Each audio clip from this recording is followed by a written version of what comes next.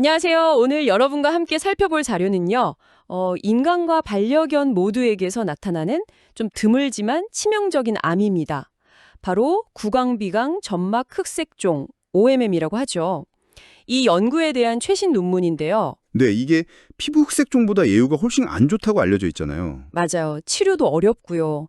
그래서 연구진들이 우리랑 가까운 이 반려견 사례를 비교 분석했어요. 좋은 접근이죠. 네. 여기서 가장 중요한 발견이 뭔지, 또 이게 앞으로 어떤 의미가 있을지, 그걸 알아보는 게 오늘 저희 목표입니다. 바로 시작해 볼까요? 네, 좋습니다. 이 연구의 핵심은 뭐랄까, 인간과 반려견의 OMM이 생각보다 굉장히 유사하다는 점이에요.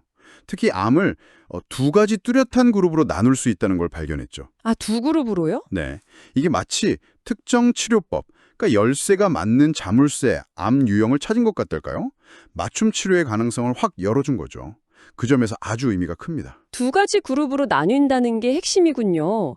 이게 그냥 다르다, 뭐 이 정도가 아니라 더 중요한 의미가 있다는 말씀이시죠? 구체적으로 어떤 그룹들이고 왜 이게 그렇게 중요한 발견인가요? 그렇습니다. 연구진이 세포 활동, 그러니까 어떤 유전자가 막 활발하게 일하고 있는지 이걸 전사체 분석이란 걸로 봤어요. 약간 공장 가동 상태를 보는 것처럼요. 아하, 네네. 그걸 통해서 두 유형을 찾아냈는데 하나는 CTLA4 높음 유형, 다른 하나는 MET 높음 유형입니다. CTLA4, MAT. 조금 생소한데요? 네, CTLA4는 면역 반응에 약간 브레이크를 거는 그런 단백질이고요. MET는 세포한테 야, 성장해! 이렇게 신호를 보내는 안테나 같은 거예요. 브레이크랑 안테나. 비유가 재밌네요. 이게 왜 중요하냐 하면 각 유형에 따라서 효과적인 치료 접근법이 완전히 달라질 수 있거든요. 아, 그러니까 암의 특성에 맞춰서 공략법을 다르게 짜야 한다. 이런 거군요. 그럼 CTLA4 높음 유형, 그리고 MET 높음 유형, 구체적으로 어떤 치료 전략이 필요한 거죠? 네, CTLA4 높음 유형은 종양 안에 면역세포들이 이미 많이 들어가 있는 상태예요. 소위 핫튜머라고 부르죠. 핫 튜머요? 면역계가 이미 싸울 준비를 하고 있다는 건가요? 그렇죠. 약간 그런 상태죠. 여기에는 그 면역 브레이크를 풀어주는 항 CTLA4 면역 항암제 이런 게 효과를 보일 가능성이 높아요. 그렇군요. 반면에 MET 높음 유형은 그 MET 안테나가 활성화되어 있고 면역세포는 별로 없는 약간 콜드한 상태예요. 콜드 튜머. 면역계가 좀 방관하는 듯한? 네, 비슷합니다. 여기에는 그 MET 안테나 신호를 딱 막아버리는 표적 치료제가 더 효과적일 수 있는 거죠.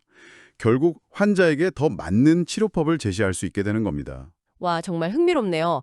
근데 말씀하신 그 전사체 분석, 공장 가동 상태 보는 거요. 그거 좀 복잡할 것 같은데 실제 병원에서 더 간단하게 이 두 유형을 구분할 방법도 찾았을까요? 네, 그게 또 이 연구의 아주 중요한 성과 중 하나입니다. 면역 조직 화학, IHC라고 부르는데요. IHC요? 네, 조직을 염색해서 특정 단백질을 눈으로 확인하는 비교적 간단한 검사법이에요. 이걸 개발했어요. 오, 특히 면역세포 중에 하나인 대식세포를 찾아내는 마커, 그러니까 인간은 CD68, 반려견은 IBA1이라는 마커랑 아까 말씀드린 CTLA4, 단백질 염색, 이 두 가지만으로도 두 유형을 뿔에 정확하게 구별할 수 있다는 걸 보여줬어요. 와, 그럼 실제 진료 현장에서도 활용될 가능성이 높아진 거네요. 그렇죠. 훨씬 현실적인 방법이죠. 자, 그럼 이 두 가지 주요 면역 유형 외에 연구진이 또 살펴본 게 있다고 하셨는데 종양 속에 있는 미생물 데이터요? 거기선 어떤 결과가 나왔나요? 이것도 이 면역 유형들이랑 관련이 있었을까요? 아, 네. 종양 내 미생물 군집도 봤는데요. 이것도 흥미로웠어요. 일단 인간과 반려견 사이에는 미생물 구성이 뚜렷하게 달랐고요. 종이 다르니 그럴 수 있겠네요. 네. 그리고 반려견 내에서도 종양 조직이랑 정상 조직 간의 차이가 확실히 있었어요. 인간의 경우에는 암이 다른 곳으로 퍼졌는지 전이의 여부에 따라서도 미생물 구성이 또 다르더라고요. 오, 전이랑도 관련이 있다고요? 네. 그런데 정말 흥미로운 건 이 미생물 구성이 앞서 말한 CTLA4 높음, MLET 높음 이 두 유형과는 직접적인 관련성은 없었어요. 오, 관련이 없다고요? 그건 좀 의외인데요? 그렇죠. 그러니까 종양의 주된 면역 상태를 결정하는 건 미생물 자체라기보다는 아마 다른 요인들, 예를 들면 종양 내부의 염증 반응 같은 것들이 더 중요할 수 있다는 걸 시사하는 거죠. 아, 그렇군요. 미생물 이야기는 잠시 후에 다시 한번 생각해 보기로 하고요. 혹시 예후, 그러니까 환자의 경과에 영향을 미치는 다른 요인들도 밝혀진 게 있나요? 네, 있었습니다. 이건 어느 정도 예상 가능한 결과였는데요.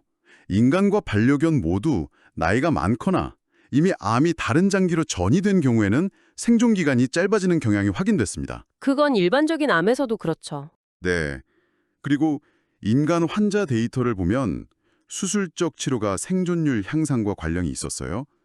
그런데 항암화학요법이나 방사선 치료, 면역 치료는 적어도 이번 연구 집단에서는 뚜렷한 생존율 개선 효과를 보여주지는 못했습니다. 아, 면역 치료도요?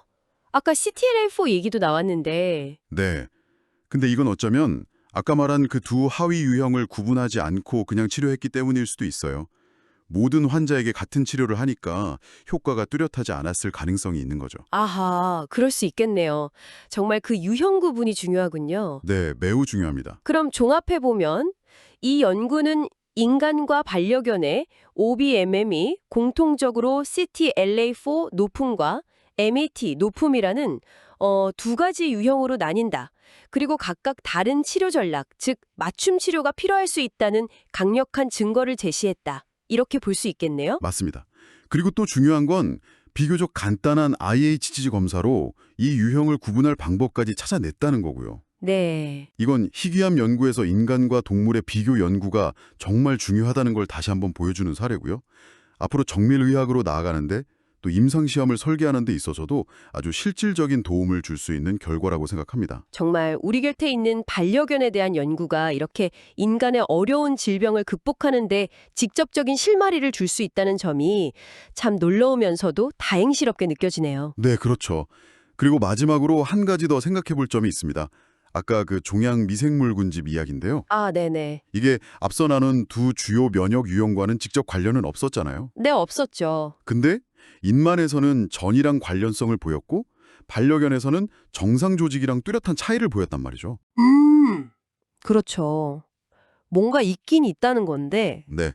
그렇다면 이 미생물들이 뭐랄까 면역 반응의 주역은 아니더라도 암이 자라거나 다른 곳으로 퍼지는 과정에서 우리가 아직 잘 모르는 어떤 숨겨진 역할을 하고 있는 건 아닐까요? 아, 그럴 수도 있겠네요. 주연은 아니지만 중요한 조연 같은 역할? 네, 뭐 그런 거죠. 이 부분이 앞으로 더 깊이 파고들어야 할 또 다른 흥미로운 숙제가 아닐까 그렇게 생각합니다.